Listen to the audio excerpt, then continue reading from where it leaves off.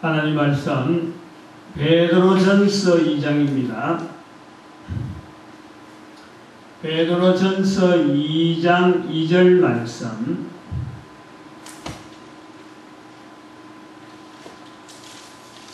베드로전서 2장 2절 말씀 한 절만 합니다. 다같이 합독합니다. 시작. 갓난 아이들같이 순전하고 신령한 자들 삼아라. 이는 이로 말미암아 너희로 구원에 이르도록 자라게 하려 함이라.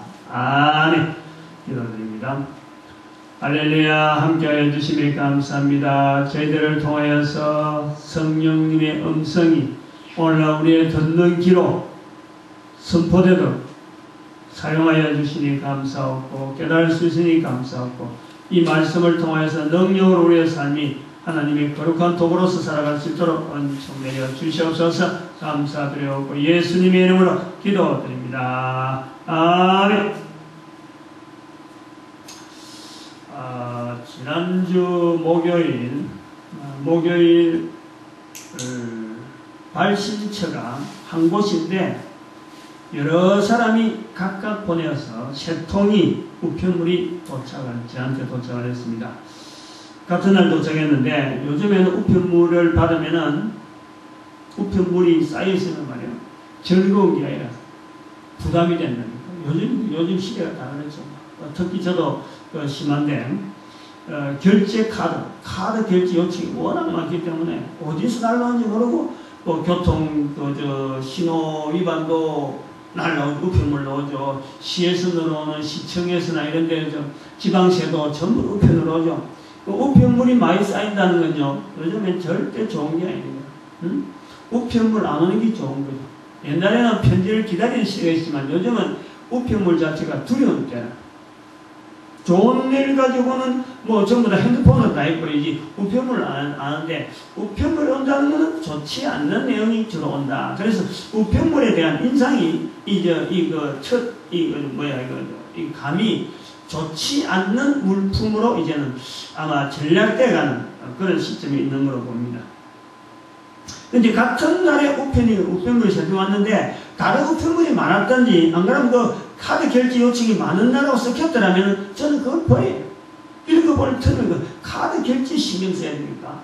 그래서 예수하고만 넣었는데 그날은 묘하게도 다른 우편물은 없고 그 세 통만 이래 온 거예요. 나머지는 하나 왔는데 그건 큰 봉투에 있어가지고 그건 별로 비교가 안 되고 그래서 세 통이 돋보여가지고 제가 찬찬히 한번 봤습니다. 왜 같은 주소에 있으면서 봉투 형태도 다른데 왜 각각 다른 사람이 이걸 보냈을까? 이름은 같은데 같은 교회면서도 보낸 사람은 교회는 이름을 같이 하고 그 다음에는 사람이 다릅니다. 하나는 담임 목사 황형택 목사님 편지가 모두 서울에 있는 강북제일교회가 보냈는데 담임 목사 황형택 목사님이 보냈고 그거는 호소문이었어요. 호소문. 내가 이래 실수를 했는데 좀 이렇게 선처를 해달라 하는 이런 호소문이고 그 다음에 황존직 및 평신도회가 또 보냈어요.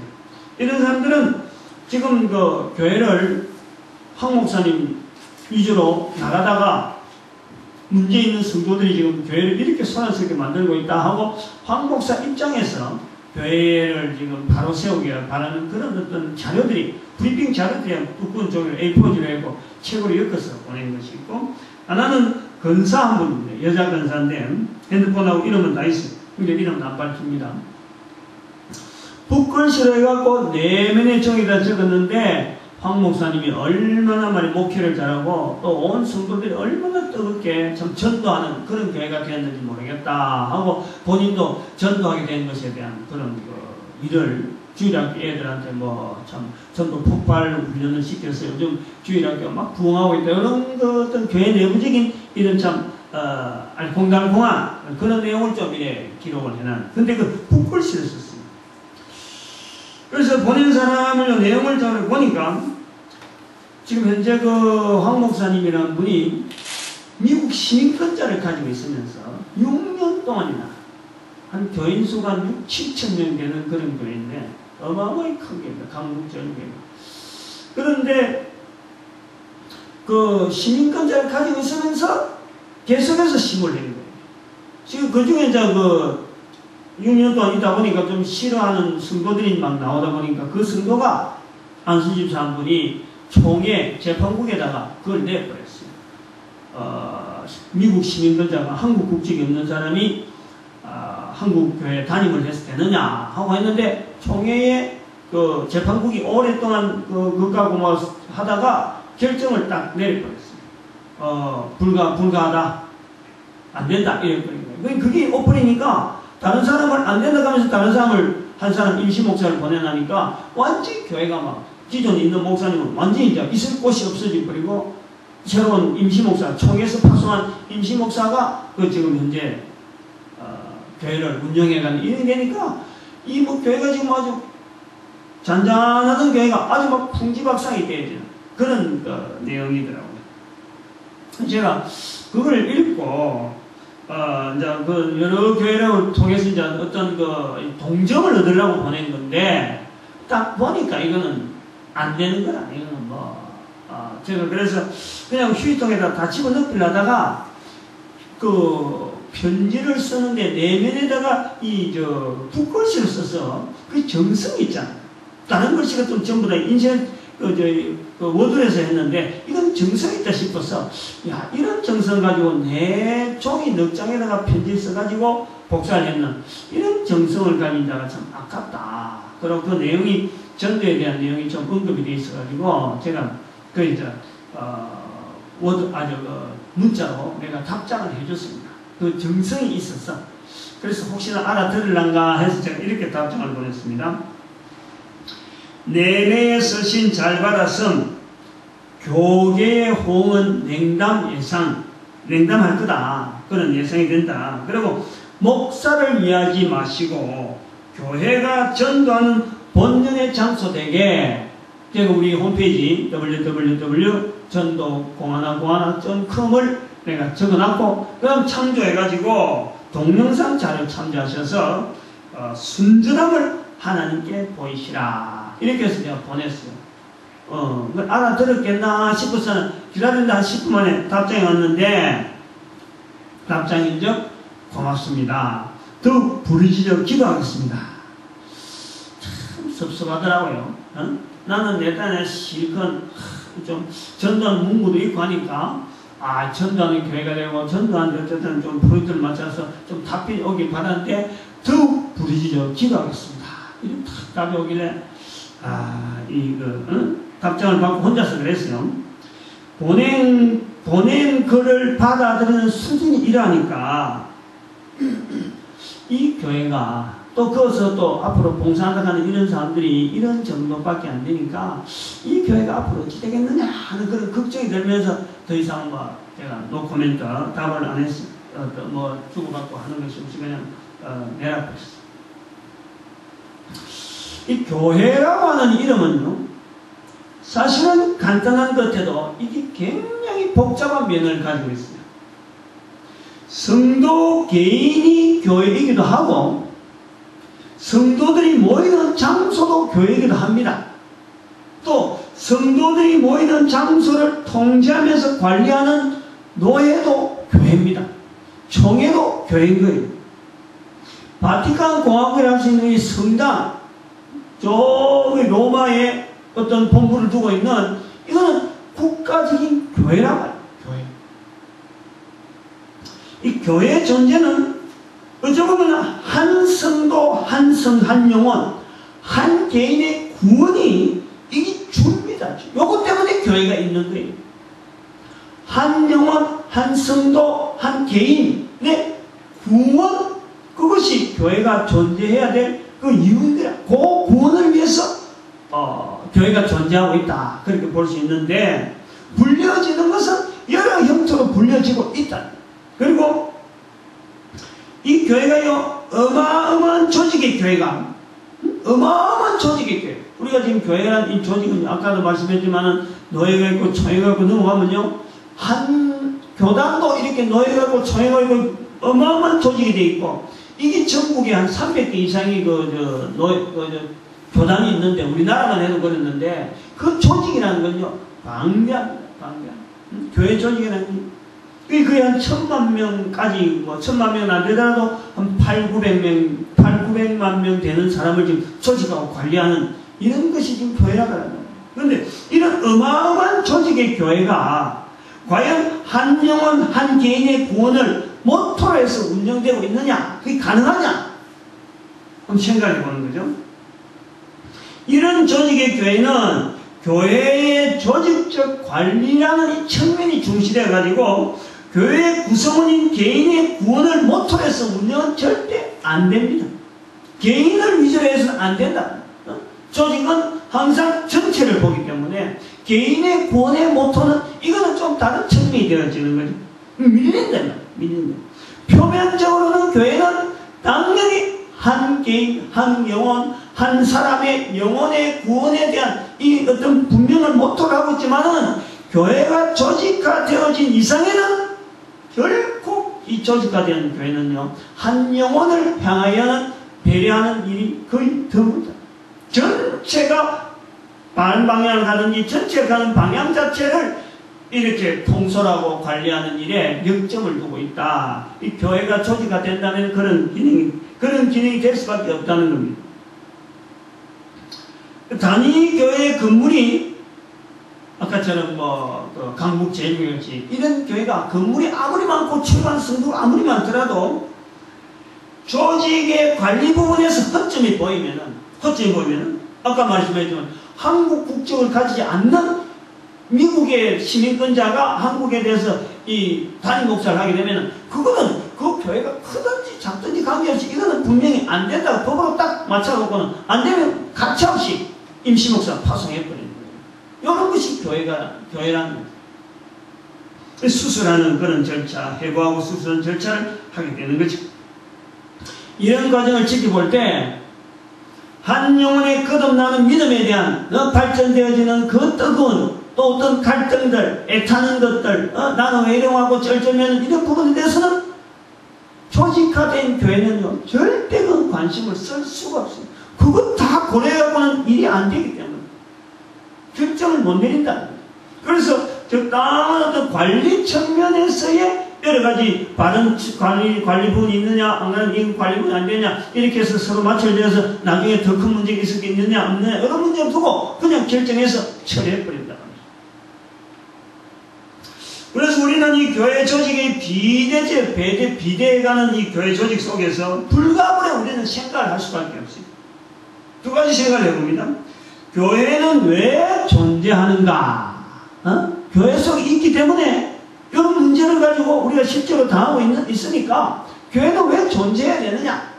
또 그 다음에 한 개인의 구원은 어떻게 이루어지는 구조를 가지고 있느냐? 비대되어져가는 교회의 구조 속에 결국에는 이 개인의 구원은 도대체 어떤 구조를 가지고 이루어질 수 있는가? 여기에 대한 질문을 우리는 해볼 수밖에 없는 거예요. 한편 그 강북 제일교회처럼 큰 교회 조직도 출석하는 성도들이 믿음이라는 이름을 가지고 그 속에 구원의 방주라는 구호를 통해서 자기 교회의 웅대한 모습, 출입하는 많은 성도의 모습을 보면서 그 속에 들어가면서 얼마나 편안한 마음을 느꼈겠어요. 아무리 잘못되어 가더라도, 세상이 잘못되어 가더라도 이 교회에 출입하는 성도 숫자를 보면서 벌써 자기가 위로를 받잖아요. 아무리 잘못되어 가도 이렇게 많이 출입하는 성도가 있는 교회가 잘못되어 간다는 것은 생각도 못하고 있다. 그런데 여지없이 통해서 한 번 내리는 판단 하나에 교회가 완전히 잘못된 교회로 끊겨버립니다. 이제 그럴 때에 교인들 간에 그 괴리현상, 도대체 다니던 교회에 대한 그동안에 열성했던 것, 충성했던 것이 잘못된 교회라고 일단 딱 내버리니까, 그래서 있던 목사가 나가버리고 있을 수가 없고, 그럼 다른 목사가 와서 이를 정리하고 있는 걸 볼 때 거기에 대한 이 공백, 거기에 대한 갈등들, 이게 얼마나 있겠어요. 그래서 이런 것을 과정을 통해서 우리가 생각할 수 있는 것은 이런 나름대로의 믿음이라 하고는 하나의 자기들의 울타리 속에서 있던 하나의 것에서 새로운 풍랑이 왔을 적에 여기서 우리가 볼 때 교회의 존재가 왜 필요하고 한 개인의 구원이 어떻게 하면 이루어질까 이런 고민을 받게 된단 말이에요. 그러면서 거기서 진정한 알고 축적이가 갈라지는 시점에서 우리는 볼 수가 있다. 그런 거죠. 이 질문을 자체를 우리가 이 질문을 꼭 해봐야 돼. 늘 내가 속해 있는 교회와 내가 하고 있는 행정의 여러 가지 부분에서 교회 안에서 되어지는 일이고 또 교회라는 존재를 자체를 우리가 염두에 두고 항상 있기 때문에 교회는 왜 존재해야 되느냐? 나는 왜 여기 교회에 존재하고 있는 이 교회에 왜 출석해야 되느냐? 그리고 한 개인의 구원. 교회는 분명히 한 개인의 구원을 하는데 이렇게 큰 조직 움직이면서 한 개인의 영혼에 대해서는 전혀 고려하지 않고 결정이 내릴 때 한 개인의 이 구원의 이 승리는 도대체 어떤 구도를 가지고 이루어지고 있는가 하는 이런 질문을요 아주 분명하게 해서 자기 하나님 내가 과연 알맹이냐 나는 이런 부분에서 답도 없이 그냥 지금까지 쭉 정의를 다니고 있느냐 그러면 이런 문제가 다 있을 적에 알고기로 거듭날 수 있는 환경으로 만들어가는 자기 어떤 변신의 어떤 시간들이 필요한 거예요. 본문 베드로전서 2장 2절 말씀에 오늘 우리 읽었습니다만 시몬 베드로는 교회의 순수한 구원을 우리들에게 지금 전달해 주고 있는 겁니다. 베드로를 통해서 베드로전서 2장 2절에서 교회의 순수한 구원 교회는 과연 어떤 곳이냐 할 때에 교회에 대한 순수한 구호, 교회는 이런 곳이다. 이것을 베드로전서 2장 2절에서 말씀하고 있는 거예요. 다시 말하면 2장 2절에 후반에 보니까 너희도 구원을 이루도록 자라게 하려 합니다. 이 교회라는 것은요 한마디로 설명할 수 있는 것이 바로 이 부분입니다. 교회는 구원을 이루도록 자라게 하는 곳. 이것이 장소면은 자라게 하는 곳, 사람이면은 여러 사람이 모였다면 구원을 이루게 자라게 하는 사람들, 이런 것이 바로 교회라고. 구원과 연결됐어, 구원. 교회가 있어야 될 이유, 교회라고 설명할 때 제일 먼저 설명이 들어가야 될 이유는 바로 구원하고 관계돼요, 구원. 이 구원이라는 단어를 순수하게 사용할 수 있는 교회가 지금 얼마나 있을까? 이게 이제 의구심이죠. 이런 상황을 딱 볼 때, 교회는, 교회 다니면은 뭐가 잘 되고, 교회 다니면 뭐가, 이런 게 아닙니다. 오늘 본문에 나오는 내용에서 구원과 직접적인 연결되면서 구원을 이루도록 자라게 합니다. 자라게. 표현이 아주, 이 관계가 있는데 아주 좋은 표현이에요. 구원을 이루도록 자라게. 구원이 완성된 게 아니고 구원을 이루도록 자라게 합니다. 자라게. 자라야 구원이 완성이 된다는 어떤 그 중간 과정이 있는 거예요.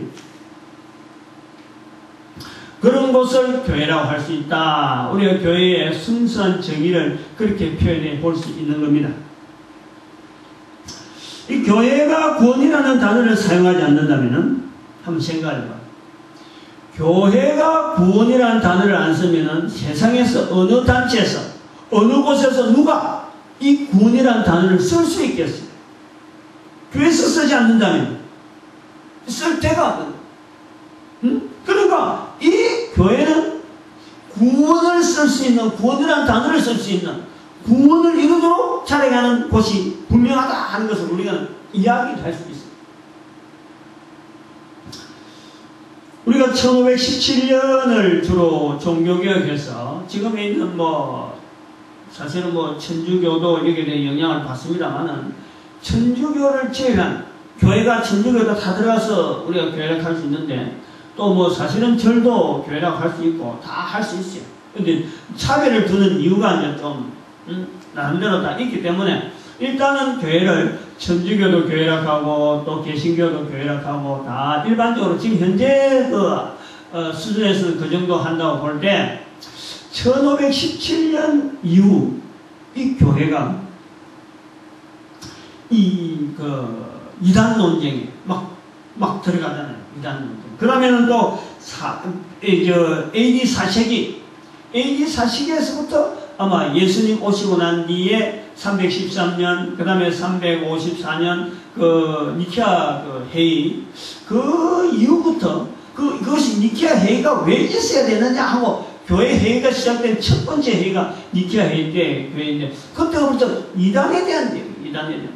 그래서 이 교회라고 하는 이 조직이 이렇게 비대하고 총회가 있고 노예가 있고 이렇게 또 당회가 있고 이렇게 조직으로 쫙 갈라지는 이런 이유가요, 사실 교회 역사 속에서 이단이라고 하는 논쟁 때문에 교회가 어쩌면 우리는 이 바른 교회가 되어질 것인가 하고 있었는데, 그 다음에 1517년 되어지면서 종교개혁하고 성당하고 갈라지면서 천주교가 갈라지면서 우리만 옳다 하고 이렇게 또 갈라지는 이런 걸 통해서 교회가 완전히 그 이후로는 분파로 나는 분파. 이렇게 보니까 교회가 세워지는 과정부터요, 그 조직 속에 딱 들어있는 거예요. 조직이 교회로 허락한다 하면은 교회가 되어지는 거예요. 조직이 교회로 허락 안 한다 하면 교회로 세울 수가 없어요. 그 교회는, 아까 말씀한 교회의 순수한 구원을 이루도록 자라가는 것이 분명한데, 지금에서 우리가 교회를 세운다든지 교회를 말한다고 교회 건물을 바라보고 할 적에는 그런 건물은요 그냥 세워지는 게 아니에요. 조직이라는 어떤 이 교회라는 조직 자체가 허락을 해야 가능한 거예요. 그리고 요거를 우리가 좀 염두에 둬야 돼요. 구원이라는 것은 개인적인 그 적용으로 해서 누구에게나 적용이 될 수 있는 것이 구원인데도 불구하고, 이 구원을 이루도록 자라가는 교회는 절대 마음대로 못 세웁니다. 조직 속에서 좋다, 우리가 인정할 테니까 그걸 교회를 하자 해서 세워지는 게 교회입니다. 이 조직과 어떻게 보면 개인의 구원 간의 이 어떤 계획이 내지는 또 끈을 가지고 있으면서 교회가 지금 출범을 하는 그런 내용이 우리가 볼 수 있는 겁니다. 교회의 실체적 그림으로 이어지는 이미지는, 교회의 이미지는 어떤 이미지냐, 풍랑이나 홍수 속에 떠있는 배입니다. 배. 교회의 이미지는 배예요. 배. 인류 종말의 상징이었던 노아 홍수 때의 방주의 모습이 바로 배의 모습입니다. 예수님께서 제자들과 풍랑 있는 바다 속에서 떠있으면서 떠있는 배 안에서 제자들에게 두려워 말라 하는 모습을 보여주고 있는 거예요. 그걸 배라고 하는 거예요. 배. 그래서 교회의 모습을 본다는 거죠. 이것이 바로 구원의 표상입니다. 바다라고 하는, 물이라고 하는, 사람이 들어가서는 살 수 없는 곳인데 그 풍랑 있는 바다 속에서 사람이 살 수는 없어요. 물 속에 들어가 있어갖고는. 그런데 떠있기 때문에, 떠있는 배 속에 있기 때문에 사람이 살아간다, 살아있다. 그 구원의 설명이 바로 교회의 그 어떤 표상처럼, 물 위에 떠있는 배처럼 구원이라고 하는 그 내용을 우리는 설명을 하는 거예요. 그래서 교회는 곧 구원의 표상이고, 구원의 다른 단어적인 표현이 바로 교회라고 할 수 있다 할 정도로 이게 대치가 된다는 거예요.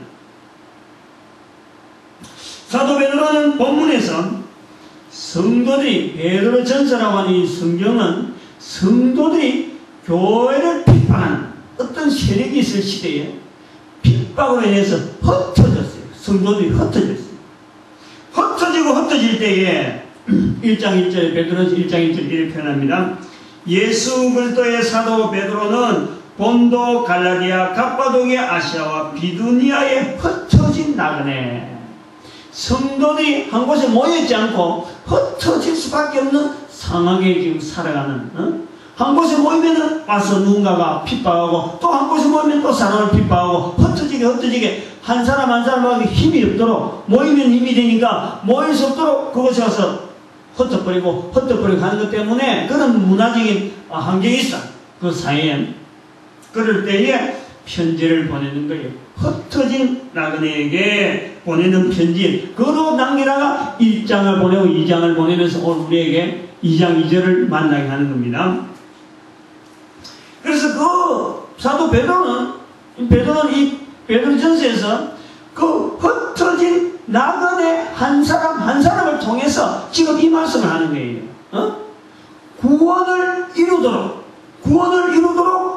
자라게 하는 한 사람으로 이렇게 표현하고 있는 거예요. 그 교회다라는 한 사람이, 내 한 사람이, 그 전화, 이제 편지를 받는 한 사람이 바로 너가 바로, 너 한 사람이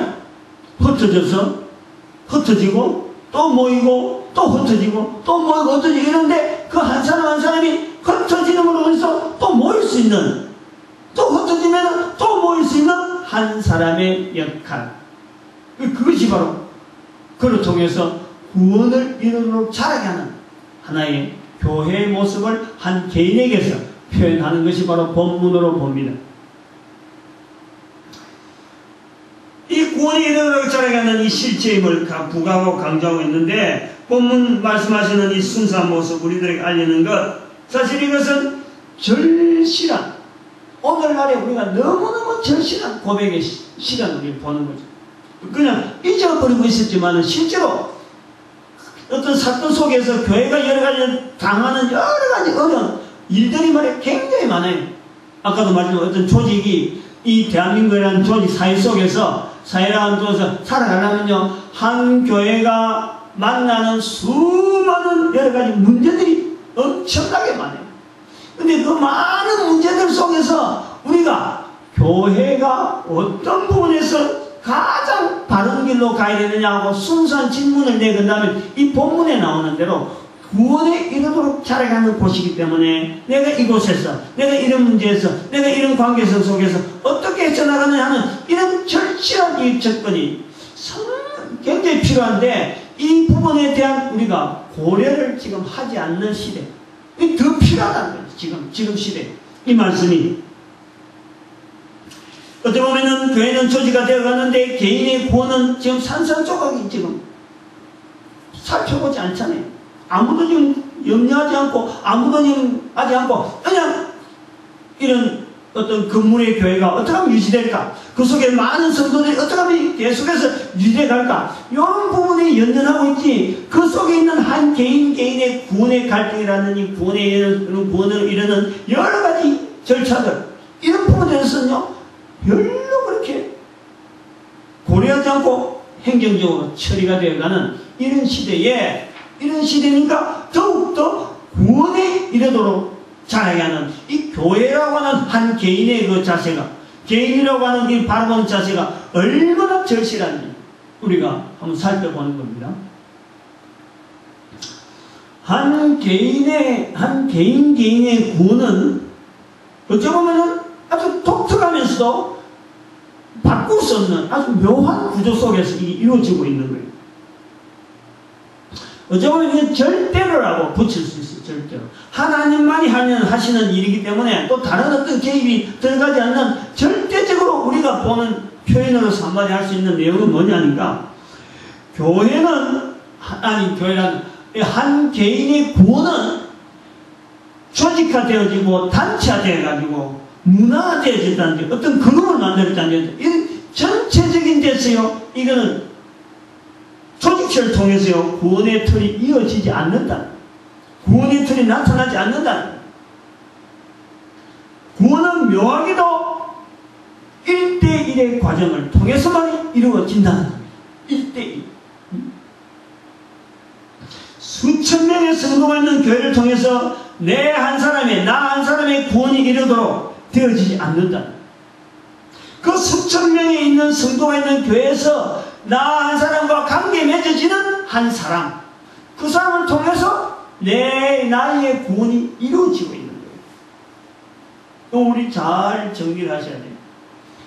수천 명이 있는 교회가, 이 공단이 있다 하더라도, 교회가 출입하는 사람이 수천 명이 있다 하더라도, 그 수천 명이 있는 교회 때문에 내 구원이 이루어지는 것이 아니고, 내 구원이 연결되어지는 게 아니고, 내 구원이 이르도록 자라게 되어지는 것이 아니고, 그 수천 명이 있는 성도들 중에서 나와 관계가 맺어지는 한 사람, 그 사람을 통해서 나의 구원이 이르도록 내가 자라져 가는 거예요.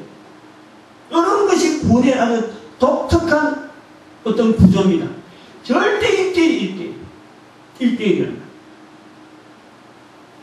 이런 내용을 참조한다면 교회의 존재 이유를 구원에 이르도록 자라가는 곳이라 하고 여긴다. 그럴 적에 교회 안에 성도가 많고 교회가 크다 그러면요, 교회의 분열이라는 것은 교회 내에서 여러가 다툼이고 여러가 문제가 일어나는 것은 이거는 당연한 문제예요.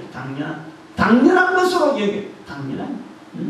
왜냐하면 한 개인의 구원을 위해서 주어지기 때문에 거기서 행정적으로 되어지는 모든 일들은요, 사실은 한 개인의 구원을 위해서 해야 되기 때문에 거기에 맞출 수 있는 행정이 없고 거기에 맞출 수 있는 어떤 지도자가 있을 수가 없어요. 있을 수가 없어요. 그러니까 지그덕 하는 것이 당연한 거예요. 여기서 문제가 생기고 여기도 문제가 생기고 문제가 생기는 중에서 구원을 이루도록 자라가는 하나의 그 사명 때문에 교회에 있는 사람이든지 교회 밖에 있는 사람이든지 향해서 나가는 구원을 이루도록 나가는 발걸음들이 계속 유지될 수밖에 없는 하나의 또 조직화 되어야만 되는 또 당연성도 있는 겁니다. 그러므로 우리가 교회의 분열 이것을 당연히 교회 안에서의 왜 교회가 이런 문제가 있느냐? 당연히 살아있기 때문에 문제가 있는 거고, 살아있기 때문에 내가 어디 아픈 데도 느끼고 내가 좀 어디 잘하는 것도 있고, 내가 죽어봐 시체가 되면 아무리 꼬집어도 칼로 패도 느끼지 못하는 거예요. 그런데 이 교회라는 것은 벌써 이 교회라는 조직을 통해서 구원을 이루도록 자라가는 곳으로서 또 구원을 이루게 자라가는 한 사람으로서 내가 늘 움직이기 때문에 이런 사람들이 개인이 살아있는 이런 좀 만남이고 이런 충돌이기 때문에 분열은요, 또 그래서 문제는요 항상 있을 수 없어요. 가만히 있는 것이 아무 소리 안 들리는 것은요 절대 좋은 것이 아니에요. 교회는 서로 일이 나오고 서로 분잡하게 되고 그러면서 오직 하나에 맞춰지는 구원을 이루도록 자라가는 곳으로서 나도 그런 언어가 나오고 너도 그런 언어 나오고 이런 언어들이 분분하게 되어지는 그런 속에서 하나의 통일이 보여질 때 이것이 분열되어질 거지만 절대 또 분열되어진다는 그 사람들이 또 나가서 또 모으고 나가고 흩어지고 이런 과정이 필연적이다. 그래서 교회에는 말이죠. 분열이나 고통을 미리 예견해가지고 교회 조직 속에 있는 한 사람은 교회가 분열되기 전에 자기가 준비해. 구원에 이르도록 자라게 하는 한 사람에게 개체가 되어지는 이 준비가 필요합니다. 그래야 내가 올바르게 교회 생활한다, 올바르게 신앙생활한다 라고 자기 스스로나 다른 사람한테 우리가 점검을 해볼 수 있어요. 교회는 어차피 분열되어질 수밖에 없고 어차피 지근들하고 또 모였다 흩어지고 또 모였다 흩어지는 이런 구조가 있기 때문에 그 속에서 우리는 오로지 하나의 준비가 되어지는 한 개인의 구원을 이루도록 자라가는 내 한 사람으로서의 내가 준비하는 과정이다. 교회에 출입한다는 것은 그걸 준비하는 거예요. 그걸. 교회는 필수적으로 인류 존재와 더불어서 인류 속에서 존재할 수밖에 없어요. 그러나 교회는 또한 조직화되어질 수밖에 없기 때문에 이 조직화라는 이 과정이 반드시 올 수밖에 없기 때문에 교회에 발을 내딛는 이들은 교회의 조직화라는 이런 갈등, 교회는 조직화되어서 안 되는데 개인을 향할 수밖에 없는 그러나 조직화 될 수밖에 없어. 모일 수밖에 없어요. 그런데 모여야 되는 이런 사회화되어지는 이런 교회의 사회화되어지는 이런 갈등을 내가 받아들이고 그 속에서 내가 훈련해야 된단 말이야. 가장 순수하게 구원에 이르도록 자라게 되는 것이 가장 순수하게 구원을 이루도록 자라가는 것이 바로 교회가 되어야 되지만은 또 한편으로는 가장 무능하게 구원에 이르도록 자라가는 곳으로 전락되어지는 낮아지는 곳이 바로 조직화되어지면서 이게 전락되어지고 낮아질 거예요.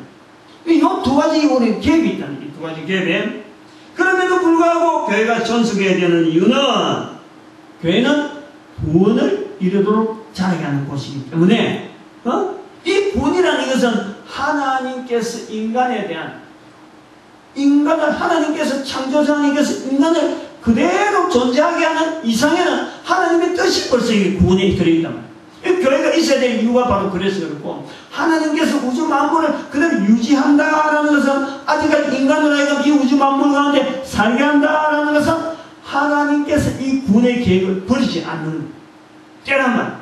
그러므로 교회가 존재하는 것이고, 그러므로 교회는 여전히 모였다가 흩어지고 모였다가 흩어지고 하는 이것이 반복될 수밖에 없기 때문에 이 교회에 출입하는 자들은 반드시 이걸 알아요. 모였다가 흩어지고 모였다가 흩어지고, 이것은 갈등 속에서 되어집니다. 갈등. 너와 내가 갈등 속에 만나고 갈등 속에서 흩어질 수밖에 없는 이런 것이 교회 안에 아주 처음부터 있는 거예요.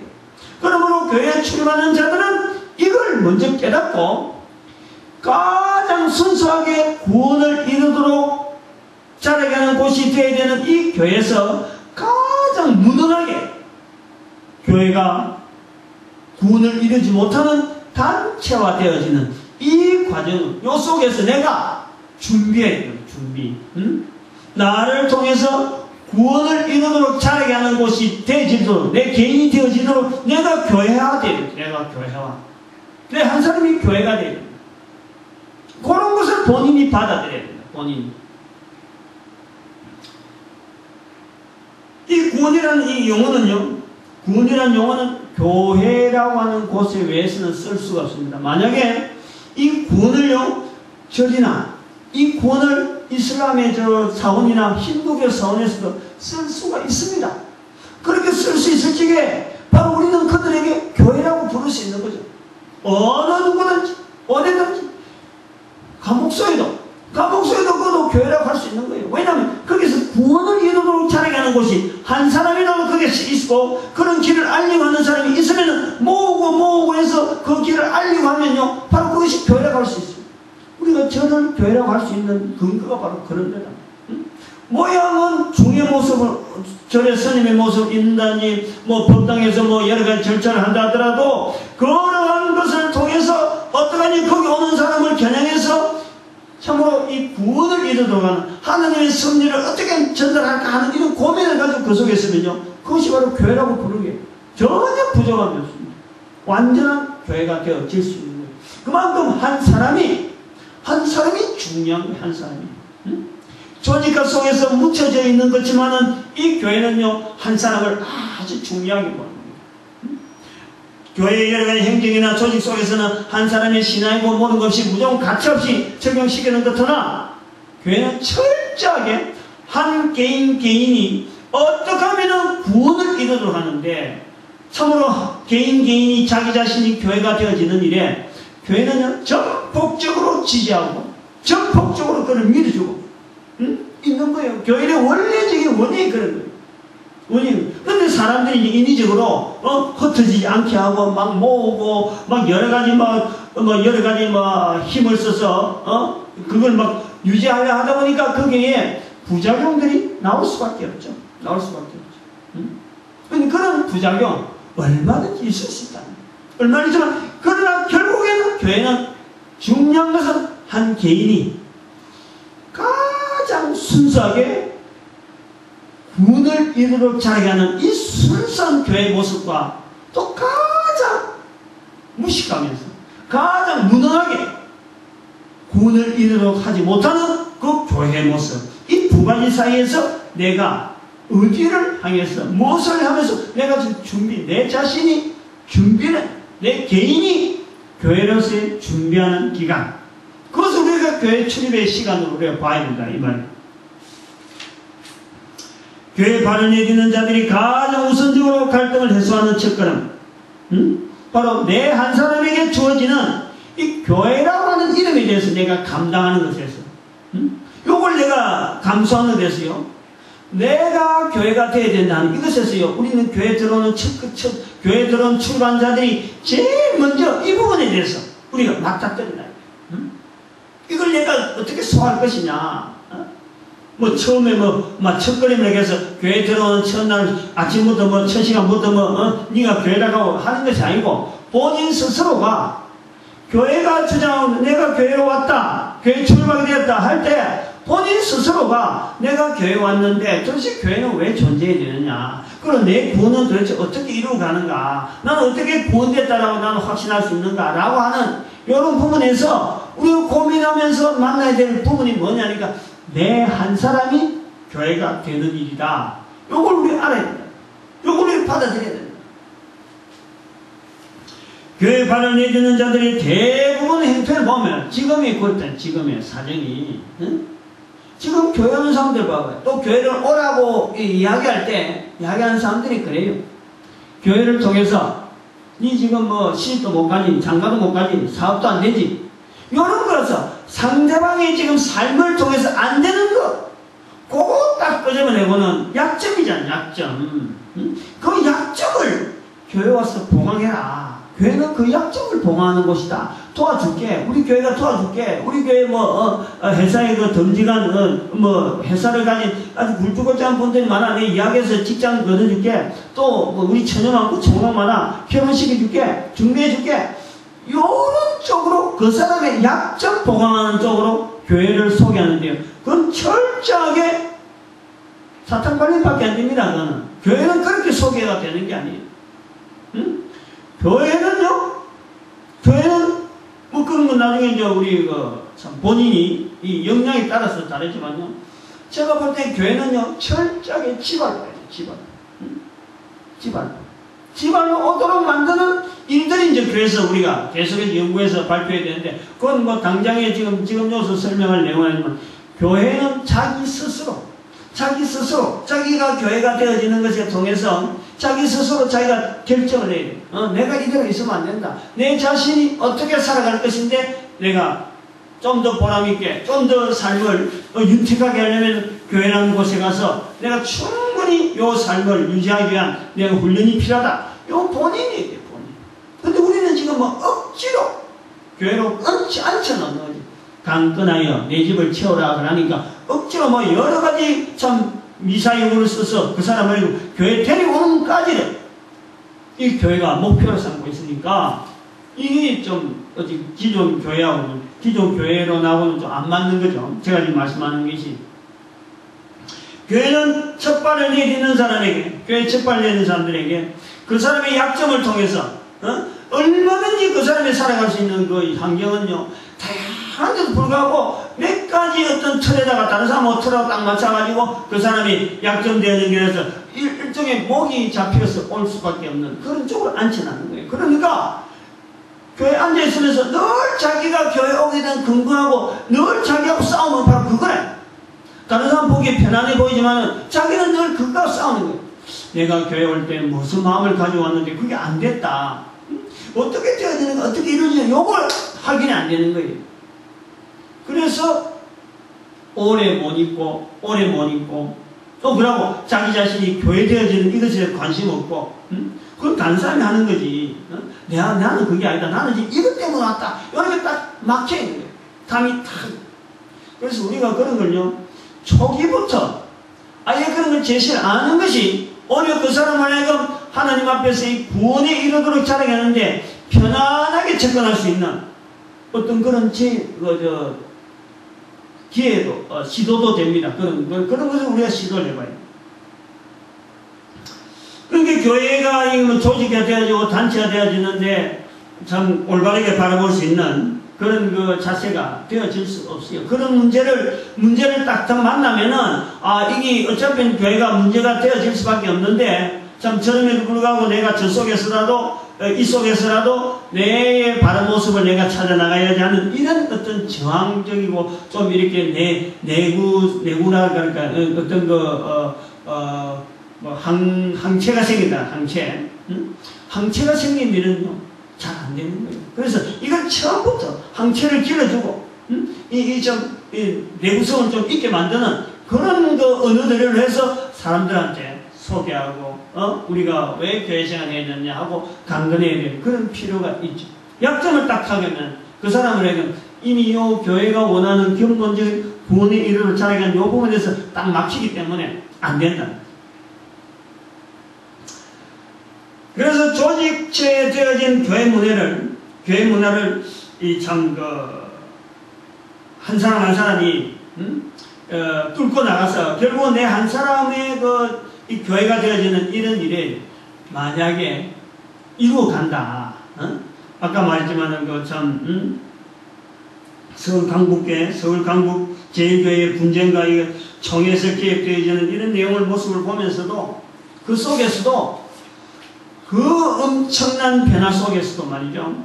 큰 풍랑과 같은 그런 일 아닙니까? 그런 속에서도 참 배를 떼어나는 그 모습처럼 이런 풍랑 속에서도 이 교회가 근본적으로 그래야 되는 것은 교회로서 내 한 사람으로서 구원이 이르도록 자라가는 모습으로서 내가 나타나면 좋겠다 하고 자기 스스로를 나타낼 수 있는 사람이 있다면 그것은 그야말로 신앙의 100%의 완벽한 어떤 신앙생활을 할 수 있다고 해요. 그런 사람들은 또 다른 데 흩어져서라도 또 그런 모습을 계속 이룰 수 있는 힘이 얼마든지 되어질 수 있습니다.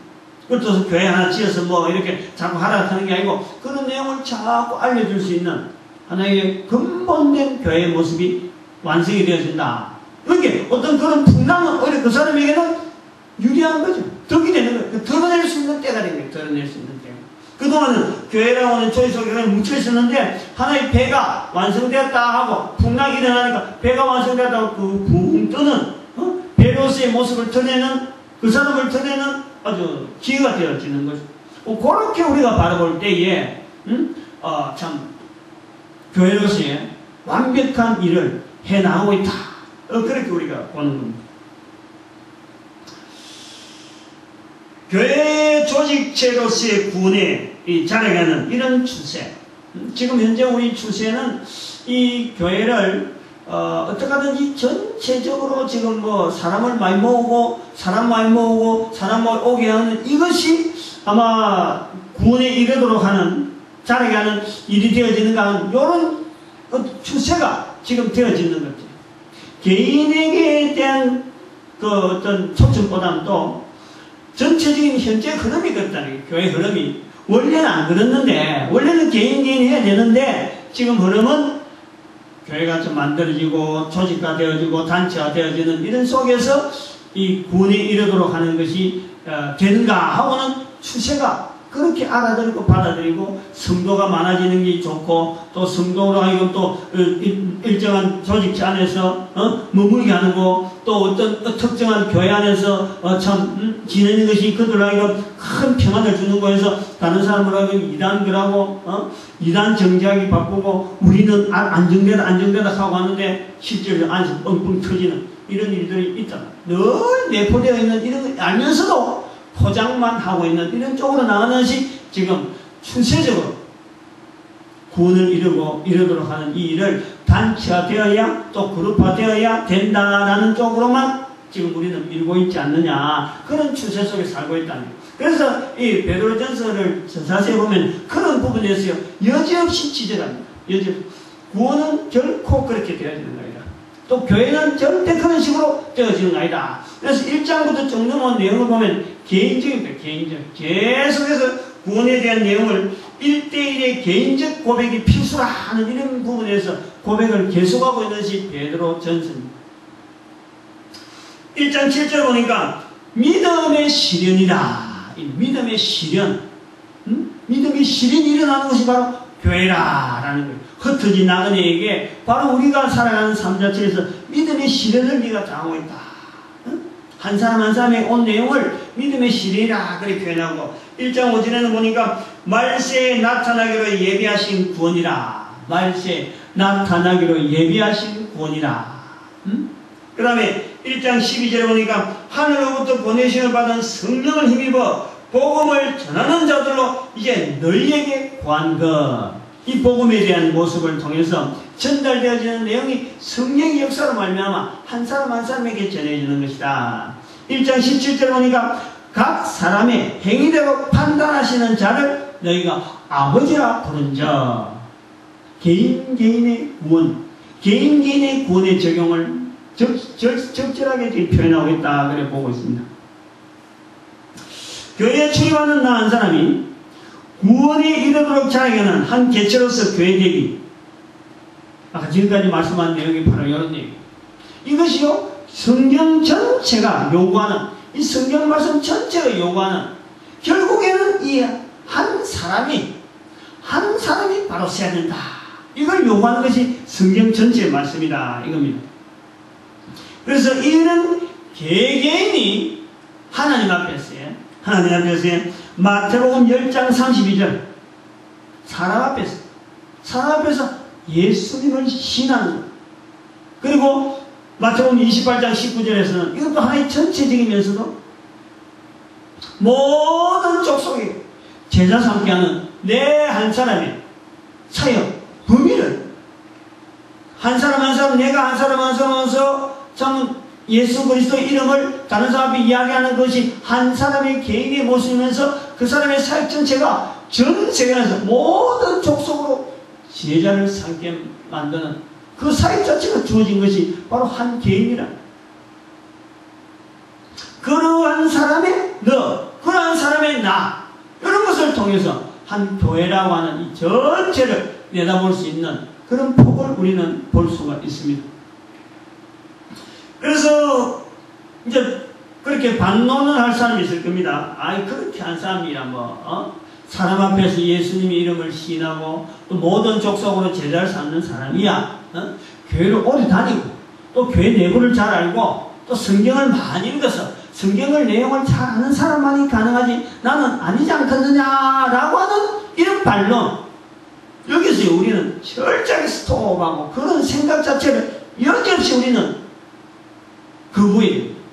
어느 누구에든지 그거는 부족한 거예요.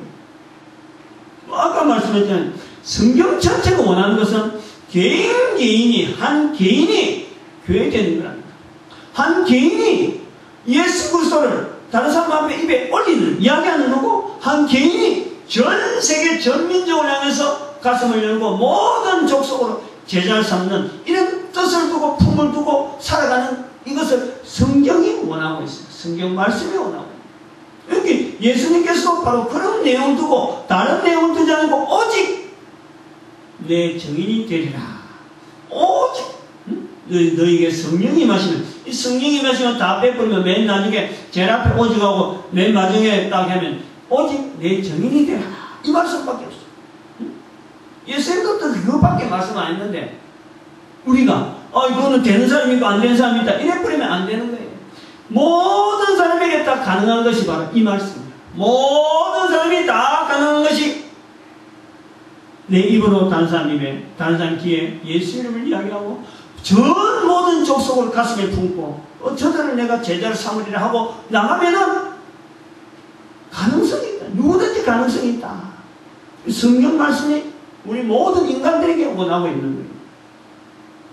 그래서 이거는 잘 아는 사람만에게 또 요구하는 것은 절대 아니다. 모든 인간들이 가능하고 모든 인간들이 그러므로 교회가 될 수 있다라는 것에 우리는요 자신감 있게 외쳐야 돼.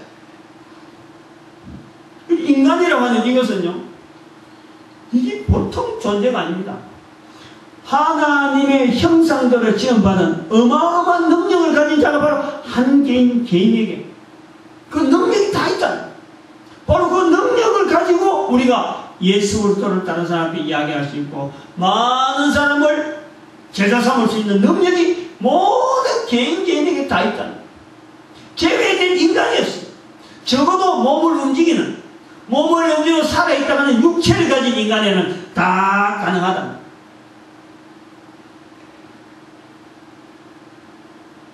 그러면 이제 이렇게 되려면은 방법이 뭐냐? 만약에 지금까지는 교회라고 하는 어떤 개체에 대해서 내가 삼아하는 어떤 자세를 가지고 나도 될 수 있나? 개인이 가능하다, 개인적이다, 집단적인 움직임 같아도 결국은 교회는 집단적인 움직임 같아도 집단적인 움직임을 이끌어가는 큰 힘은 결국 개인이 한 교회 되도록 원하는 거다. 그런데 우리가 지금 추세는 이게 집단적인 것 쪽에 너무 추세를 하고 너무 치중하다 보니까 개인이 소멸되어 있는 것 되고 개인이 묵살되어 있는 것 같지만 결국에는 이 교회가 하나님의 말씀에 의해서 결국에는 바로 설 수 있는 교회로 되어지려면 한 개인이 예수 그리스도 이름을 다른 사람한테 이야기하는 거고 예수 그리스도에 대한 이 소명 때문에 모든 족속을 제자 삼는데 다 꿈을 가질 수 있는 것이고 교회 출입하는 사람이나 출입하지 않는 사람이나 이거는 누구든지 가능하다 하는 것이 성경적이다. 성경적이다. 그러면은 우리가 해야 될 일이 뭔가? 그것이 나도 가능하다라면은 나는 그러면 도대체 어떤 자리에서 무엇을 준비해야 되느냐? 그럴 때 역시 2장 2절은요 여전히 답이 있습니다. 2장 2절에서 답이 있다. 2장 2절에 보니까 갓난아이와 같이 순전하고 신령한 저절 삼아라. 이 신령한 저절 삼아. 오늘 제목, 오늘 그 주보에 나오는 제목이 바로 신령한 저절 삼아라 했습니다. 저 보면은 사도 베드로가 이런 표현을 했다.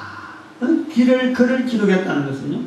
갓난아이와 같이 순전하여 갓난아이와 같이 순전하고 신령한 젖을 삼아라. 순전하고 신령한 젖을 삼아라. 남자 베드로, 그러고 예수님 시대부터 나이가 제일 많은 이 베드로가 지금 자기가 예수님에 대해서 복음을 전하는 가운데 흩어진 나그네에게 글을 쓰는데 이 순전하고 신령한 젖을 삼아라 라고 이 권고한다는 것은요, 어찌 보면 투박한 그 베드로의 입에서 나오는 말치고는 굉장히 부드러운 말이에요. 굉장히. 이런 말은요, 베드로가 그냥 앉아가지고 생각해서 나오는 말로는 절대 아니에요. 자기가 평소에 썼던 말이에요. 평소에 써야만이 이게 나와지는 말이에요. 갓난아이와 같이 순전하고 신령한 젖을 삼아라. 어찌 보면 이 신령한 젖 자체가 순전하다는 말은 뭐 좀 어떻게 이해가 좀 돼지고, 결국 순전하다는 말은 아주 정도가 깨끗하다. 이게 엄마의 젖이니까 순전할 수밖에 없죠. 퓨리티를. 얼마나 그 정도가 깨끗하냐. 근데 신령하다는 말은 좀 뭔가 애매하기도 하고 너무 폭이 넓고 또 너무 또 해석을 하려고 하면은 좀 애매한 그런 내용. 그러면서도 어쩌보면 이것이 정확한 표현이 될 수 있겠다. 순전하고 신령한 젖이라고 하는 이 내용이 뭐냐. 이제 요걸 알면은 이제 무엇을 준비해서 내가 교회가 될 수 있다 하는 것에 대해서 내가 접근이 가능한 거죠. 저는 이제 여기서 표현하는 신령한 젖이라, 순전하고 신령한 젖을 저는 이렇게 표현하고 싶습니다. 다시 말하면은 아까는 이 교회라고 하는 이 내용 자체가 개인을 향한다. 모든 개인이, 모든 인간이 가능하다라는 것을 했다면은 교회가 되는 것을 원했다라고 할 때 성경도 그렇고 하나님도 그렇게 원한다면은 이 순전하고 신령한 젖을 삼하는 것은 순전하고 신령한 젖이라고 하는 개념은 뭐냐? 삼아라라고 할 때 그 내용을 아까 말했지만 교회가 되어지는 그 내용을 내가 해야 되겠다 하는 것을 순전하고 신령한 젖을 삼하는 그 자세가 되지 않겠냐. 내가 되는 내가 다른 사람도 돼야 되지만 결국은 내가 돼. 다시 말하면 애가 엄마 품속에 있는 애가 항상 입은 젖꼭지 물고 있습니다. 그러면은 젖꼭지를 물고 있다는 것은 아이에게는 생존의 관계가 생존. 살아가야 되는 거예요. 살아가기 위해서 젖꼭지를 빨고 있는 거예요. 애가 갓난애가 젖꼭지 빨고 있는데 그것을 야 니 뭐하냐 하고 그 젖꼭지 빨고 있는 애들 멀리할 사람은 아무도 없습니다. 그 애의 생존의 근원이 생존. 그래서 저는 이 순전하고 신령한 젖이라 하는 이거 사모한다는 자체를 사도 베드로가 갓난아이와 같이라는 표현을 연 것에서요. 이것에서 내가 이 일에 내가 돼야 되겠다. 이런 아주 간절하고 자기 그 삶의 전체를 갖고 아주 죽느냐 사냐는 그 모습을 가지고 매달리는 그 모습에서 갓난아이와 같이 순전하고 신령한 젖을 삼아라. 내가 되는 다른 사람도 되는 것도 중요하지만은 결국은 내가 먼저 돼야 돼, 내가. 그것처럼 사모하고 갈급하고 나아가는 그 자세를 순전하고 신령한 자세를 사모하는 그 자세가 되지 않겠나. 즉, 내가 먼저 교회가 돼야 된다는 이런 아주 강한 어떤 자기의상, 이런 걸 나타내는 것이 저절을 사모하는 모습에서 우리가 볼 수 있다라는 거예요. 갓난아이란 말을 읽었을 적에 한번 우리가 비교되어지는 것은요, 예수님도 말씀하셨잖아요. 예수님도 마태복음 18장에 말씀하셨습니다. 어린아이와 같이 되지 않으면 결단코 천국에 들어가지 못한다라고 말씀하셨는데, 바로 여기 천국이나 교회나 같은 거예요. 그런데 어린아이 같다라고 할 때, 예수님께서 어린아이 같다 할 때 그 어린아이의 마지막 범위가 어디냐, 어디에서부터 어디까지를 나이로 치면 어디까지고 어디까지냐. 그로 되는 아이도 어린아이를 갈 수도 있고 젖먹이도 어린아이를 갈 수 있어. 그러나 그 어린아이의 제일 밑바닥은 갓난아이입니다. 갓난아이. 막 태어난 아이. 그리고 이 갓난아이의 특징이 뭐냐니까, 입을 가지고 있더라도 입 가지고 하는 일이라고는 젖꼭지 빠는 것밖에 할 줄을 몰라. 말을 할 수 있나요? 오직 먹고 살기 위해서 엄마의 젖을 쪽쪽 빨아당기는 것밖에는 갓난아이는 더 이상 입이 있어야 될 이유가 없는 거예요. 다시 말하면 우리가 주어지는 이 입, 음식을 통해서 얼마나 많이 먹습니까? 그건 음식을 먹는 입보다도 말하는 입이 더 강하잖아요. 말을 어마어마하게, 밥 먹는 시간보다도 말하는 시간이 많은 거예요. 그런데 이렇게 우리의 입을 가지고 먹고 살기 위해서 어차피 쓰는 입이지만은, 그러나 말을 내뱉을 때는 오직 내가 교회가 되어야지, 내가 구원을 이루도록 자라게 하는 교회가 되어야지 라고 말하는 그 언어가 필요하다. 그 언어가. 그래서 갓난아이 같다라는 말을 쓰지 않았겠느냐. 그래서 베드로가 이 말을 쓰면서, 베드로가 옛날에 예수님께서 베드로를 통해서 계속 지적했던 어린아이 같아야 된다, 어린아이 같아야 된다. 마태복음 18장에도 말씀했고 마태복음 19장에도 말씀했고, 이 어린아이를 통해서 자기가 굉장히 스트레스 많이 받아요. 자기는 이미 할아버지가 됐는데, 예수님보다 나이 많은 할아버지였는데 그거다가 자꾸 어린아이를 이야기하니까 얼마나 스트레스를 받겠어요. 그러나 정작 자기가 흩어진 나그네를 볼 때, 또 예수 그리스도를 알리는 여러 사정을 볼 때, 과연 예수의 말씀에 자기가 감동을 받은 거예요. 유일하게 바랄 수 있고 유일하게 우리가 요구할 수 있는 것은 바로 갓난아이처럼 하나님 앞에 자기의 중심을 가지고 내가 함으로 나로 말미암아 구원을 이루게 자라게 하는, 구원을 이루도 자라게 하는 교회가 되어야 하고, 이걸 요구할 수 있는 그 어린아이, 갓난아이, 이것을 베드로가 찾은 거예요. 그래서 그것을 자꾸 다른 사람한테 이야기하고, 그래서 글로서 당당하게 기록을 남길 수 있는 이런 베드로의 표현이 되지 않았느냐. 저는 이제 그렇게 보려고 합니다. 이제 정리를 합니다. 본문 베드로서 2장 2절의 말씀에서 우리는 어느 누구든지 젖먹이 갓난아이가 엄마의 젖을 사모하듯이, 그리고 엄마의 젖줄만 빠는 일에 입이 사용되듯이 두 가지. 하나는 구원을 바라면은 구원은 반드시 그 사람에게 응답이 되어진다는 것에 대한 확신을 해요. 어느 누구든지 구원을 바라면은 구원은 반드시 어린아이가, 갓난아이가 엄마의 젖을 빨고 오직 엄마의 젖만 바라듯이 구원을 바란다면은 반드시 하나님의 구원은 그에게 응답이 되어진다라는 것을 우리는 볼 수 있고, 또 하나는 엄마의 젖먹이 갓난아이가 엄마의 젖을 사모하듯이 엄마의 젖줄만 빠는 일에 입이 사용되듯이 구원을 이루도록 자라게 하는 한 개체가 되기를 내가 바란다면은, 나를 통해서 이루어지길 바랍니다 라고 하고 바란다면은 반드시 그 사람을 통해서 교회의 바른 모습이 되어지도록 하나님께서 반드시 만들어 가시고 사용해 가시고, 그래서 바라는 것보다 훨씬 아름답게 귀한 모습으로 하나님의 구원을 이루는 통로로서 하나님은 그를 분명히 쓰실 것이다. 두 가지 내용을 말씀을 드리는 겁니다.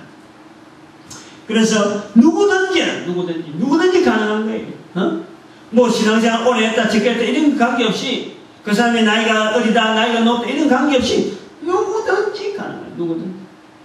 오늘 새벽에도 말씀했습니다만은 누가복음 3장 6절에 모든 사람이라고 하도 모든 육체가 주의 구원하심을 보리라. 막 이거 누가복음 3장 6절이면서 또 이사야 52장 10절에 똑같은 말씀을 그대로 인용하면서 이사야 선지자를 통해서 세례 요한을 통해서 나타나는 것처럼 세례 요한을 통해서 예수를 소개하는 그런 길목에 바로 세례 요한을 쓰시는 하나님, 나도 세례 요한처럼 쓴다는 거죠. 바라고 바라면은 이 본문 말씀 연결하면은 젖꼭지를 빨듯이 내 입에서 나오는 모든 말을 동일하게 그 한 가지만 바라고, 또 모든 먹는 음식을 통해서 오직 순전하고 순수한 이 하나님께 주시는 그 놀라운 그 사명, 그 교회를 통해서 내가 하나님 앞에 어떻게 써야지 하는 이런 내용을 계속해서 그 언어 속에서 그걸 다 그런 식으로 받아만 드린다고 먹고, 또 그런 내용을 말로 한다면은 하나님은 반드시 세례요한처럼 모든 육체가 주의 구원을 볼 수 있는 이런 귀한 일에 하나님께서 나로 하여금 교회되게 하는 이런 일에 쓰신다. 두 가지. 하나는 구원을 바라는 자들에게는 누구든지 구원을 응답할 수 있도록 되어 있고, 또 누구든지 구원이 이르도록 자라가는 하나님의 교회가 되길 원한다면 누구든지 될 수 있도록 하나님께서 섭리하여 주실 것이다. 그러므로 여기에 대해서요, 교회 출입하는 자들은 이 두 가지에 대해서 반드시 점검을 해요. 나는 지금 구원에 대한 분명한 확신을 가지고 있는가? 이 말씀에서 즉 구원을 내가 얼마나 바랐느냐? 또 두 번째는 하나님 앞에 나는 얼마나 내가 교회 되려고 이 말씀 속에서 이 구원을 이루도록 자라가는 이곳이 되려고 내 스스로가 준비되어 있느냐? 요거에 대해서 점검을 해봐요. 점검. 그래서 교회 분란, 교회 여러 가지 뭐 개인적인 갈등들, 여러 가지 문제들, 이런 게 전부 다 다급해지고, 오히려 그런 분란을 통해서 하나님께서 자기 자신을 하여금 배가 되어지는, 배로서에 쓰이는 이런 모습을 다른 사람에게 나타날 수 있는 또 그런 기회가 되어지는, 하나님께서 하신 일을 하면은 하나님 항상 선하게 나타나고 우리에게 좋은 결과를 보여주시기 때문에 바라고 소망하는 자에게는 반드시 그렇게 선하게 나타날 수 있는 그런 일에 하나님의 나타나는 일을 보여주는 도구로서 풍성히 쓰임받는 귀한 모습들 되어지길 간절히 바랍니다. 기도드립니다. 할렐루야.